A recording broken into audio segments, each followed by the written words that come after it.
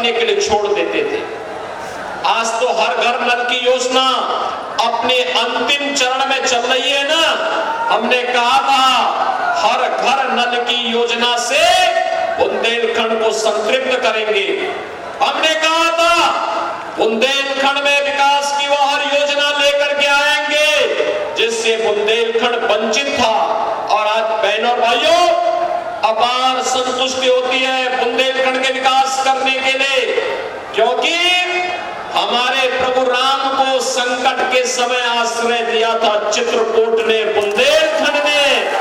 इसलिए उसके प्रति मोदी और योगी कृतज्ञता ज्ञापित करने के लिए विकास करा करके यहाँ के नौजवानों के चेहरे पर, यहाँ के अन्नदाता किसानों के चेहरे पर, यहाँ की माता और बहनों के चेहरे पर खुशहाली लाने के लिए पूरी प्रतिबद्धता के साथ कार्य करना चाहते हैं।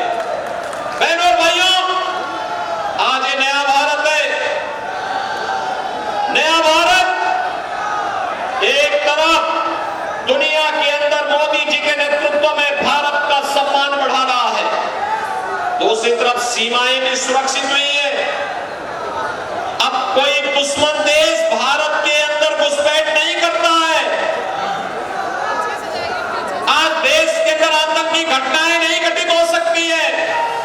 आज आप देख रहे होंगे, पहले आतंकी वारदात कांग्रेस और सपा की सरकार में होता था तो इन लोगों के पास एक ही जवाब होता था। कहते थे, क्या कहते थे? कहते थे आतंकवाद सीमा पार से हम क्या करेंगे।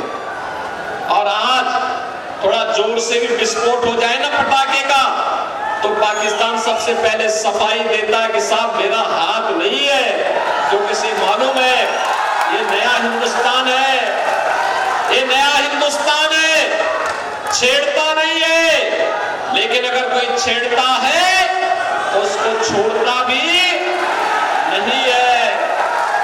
आज बहनों और भाइयों, विकास भी है, expressway, highway, railway, one district one medical college और हर घर नल की योजना, डिफेंस कॉरिडोर भी है और विकास की वे सभी योजनाएं जो आज हर चेहरे पर खुशहाली ला सकती है, हर नौजवान को स्वावलंबन कर अग्रसर कर सकती है।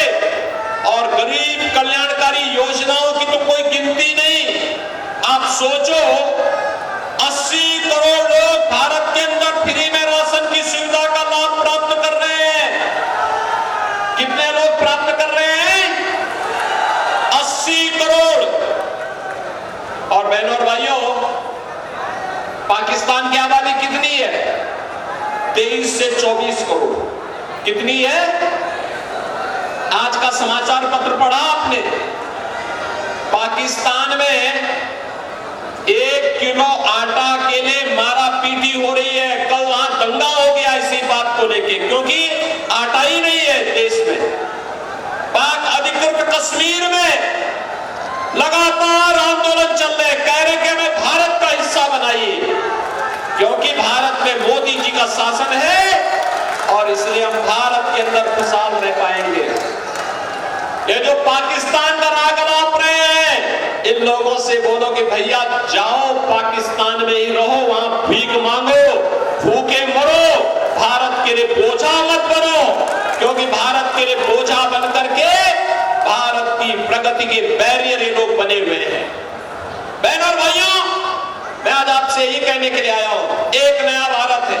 जितनी पाकिस्तान की आबादी है उससे ज्यादा लोगों को मोदी जी ने 10 वर्ष में गरीबी रेखा से उभारने का काम किया है।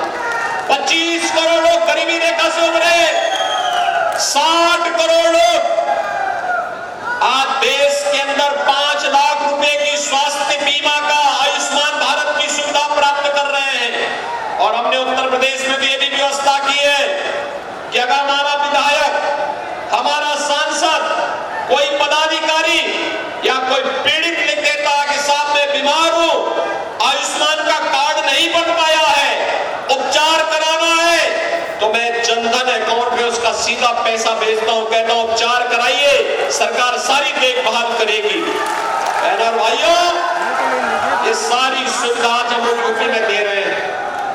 50 करोड़ लोगों के जनधन अकाउंट खुल गए। 12 करोड़ अन्नदाता किसानों को किसान सम्मान निधि का लाभ। 12 करोड़ घरों में शौचालय का निर्माण। 10 करोड़ घरों में उज्ज्वला योजना का रसोई गैस का सिलेंडर और 4 करोड़ गरीबों को सिर ढकने के लिए एक आवास भी प्राप्त हो गया है। बहनों और भाइयों, मोदी जी ने कहा है जितने लोग बाकी बचे हैं मकान के लिए, कॉलोनी के लिए, अगले 5 वर्ष के अंदर उनको भी मकान उपलब्ध करवाने का काम करेंगे।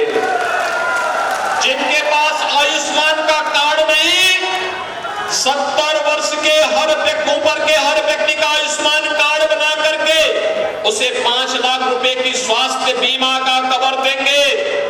और मोदी जी ने यह भी कहा है कि जिसके पास उज्ज्वला योजना का सिलेंडर नहीं, उसके घर में भी सिलेंडर पहुंचाने का काम करेंगे। बहनों और भाइयों, ये हुई विकास के कार्यों को और गरीब कल्याणकारी कार्यों का लाभ।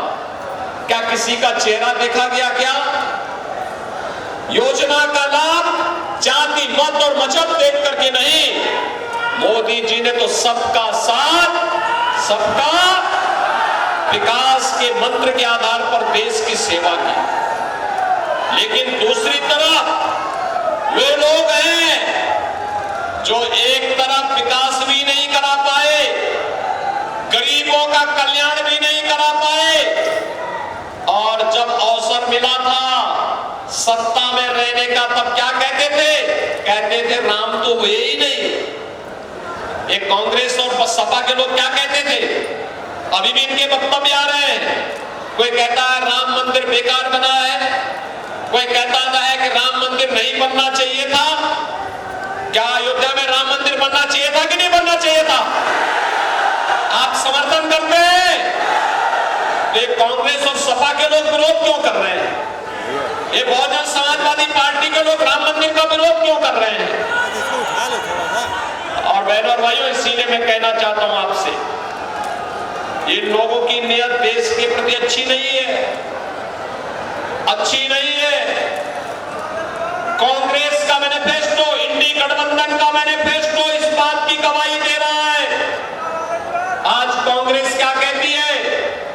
कांग्रेस और सपा का गठबंधन आज कहता है कि अगर सत्ता में आए तो अनुसूचित जाति, जनजाति और पिछड़ी जाति के आरक्षण को बांट करके मुसलमानों को दे देंगे। क्या आप इसको स्वीकार करेंगे? क्या इसको स्वीकार करेंगे? क्या कांग्रेस ने यूपीए सरकार के समय इस प्रकार की शरारत करने का प्रयास किया था, जब उसने जस्टिस रंगनाथ के नेतृत्व में और जस्टिस राजेंद्र सच्चर के नेतृत्व में कमेटी गठित करके एक प्रयास किया था, तब भारतीय जनता पार्टी और एनडीए ने विरोध किया था और कहा था, बाबा साहब भीमराव अंबेडकर ने कहा है कि धर्म के आधार पर आरक्षण नहीं हो सकता, तो इसलिए भारत के अंदर मुसलमानों को आरक्षण नहीं लेने देंगे।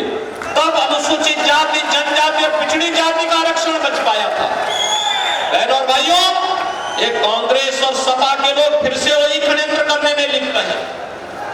इन्होंने अपने घोषणा पत्र में दूसरी बात कही, कहा कि सत्ता में आएंगे, एक झटके में गरीबी मिटा देंगे। राहुल गांधी को इतनी बुद्धि कहां से आ गई, मैं तो ये नहीं समझ पाया। कहते एक झटके में मिटा देंगे। कहां से एक झटके में आप मिटाएंगे? तो अब वो कहते हैं कि हम संपत्ति सर्वे करवाएंगे, यानी आपकी संपत्ति का कांग्रेस और सपा के लोग सर्वे करवाएंगे। सर्वे करवाने के बाद फिर वे आपकी संपत्ति को एक विरासत टैक्स लगाएंगे। विरासत टैक्स का मतलब जितनी प्रॉपर्टी आपकी है, इस प्रॉपर्टी में से आधा सपा और कांग्रेस के गुंडे हड़प लेंगे और आपको कहेंगे कि ये हमने विरासत टैक्स आप पे लगाया है। क्या आप इसको स्वीकार करेंगे? क्या अरे आपके पूर्वजों की कमाई, बाप दादों की कमाई, अरे कांग्रेस और सपा के गुंडे कहां से उसमें डकैती डालने के लिए आ जाएंगे? क्या आप इनको छूट देंगे? क्या छूट देंगे? क्या लेकिन ये करना चाहते हैं। और तीसरा कार्य करना चाहते हैं। कांग्रेस ने अपने मैनिफेस्टो में एक बात कही है। उसने क्या कहा है अगर कांग्रेस सत्ता में आती है, कांग्रेस का इंडी गठबंधन, समाजवादी पार्टी, लालू और ये सभी लोग अगर सत्ता में आते हैं तो उन्होंने कहा है कि वह अल्पसंख्यकों की रुचि के अनुसार खान पान की स्वतंत्रता देंगे। बहनों और भाइयों, जो बहुसंख्यक खाता है वही अल्पसंख्यक भी खाता है। रोटी वह ये भी खाता है, वो भी खाता है। चावल ये भी खाता होगा, वो भी खाता होगा। पकवान अलग अलग सब लोग एक साथ खाते हैं। एक जगह मतभेद होता है और मतभेद होता है भारत का बहुसंख्यक समाज गौमांस नहीं खाता है, लेकिन मुसलमान गौमांस जबरदस्ती खाने का प्रयास करता है। क्या आप कांग्रेस को गौ हत्या करने की छूट देंगे? क्या छूट देंगे क्या?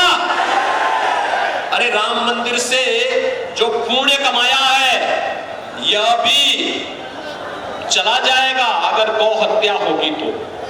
और इसलिए पाप को कांग्रेस और सपा को करने की छूट नहीं देंगे। सहमत है? आज तो अयोध्या में राम मंदिर का निर्माण हो गया ना। यहां से कितने लोग अयोध्या गए थे? वाह भाई, पूरा नरेनी जा चुका। लेकिन बाकी जो बचे हैं, मैं आर.के. पटेल जी को भी, श्रीमती ओम मणि वर्मा जी को भी और श्री प्रकाश द्विवेदी से भी कहूंगा, बाकी लोगों को चुनाव के बाद एक बार अयोध्या दर्शन जरूर करवा के लेके आ जाइए। बहनों और भाइयों, आज अयोध्या जाएंगे ना, आज अयोध्या जाकर के देखेंगे तो आपको लगेगा कि प्रभु राम के समय की अयोध्या साक्षात आ गई है। कितनी अच्छी से चमक गई है अयोध्या। अब एक तरफ राम भक्त है, दूसरी तरफ रामद्रोही है। एक तरफ विकास के कार्य कराने वाले लोग हैं और दूसरी तरफ विकास में रोड़ा अटकाने वाले लोग हैं। एक तरफ गरीब कल्याणकारी वाली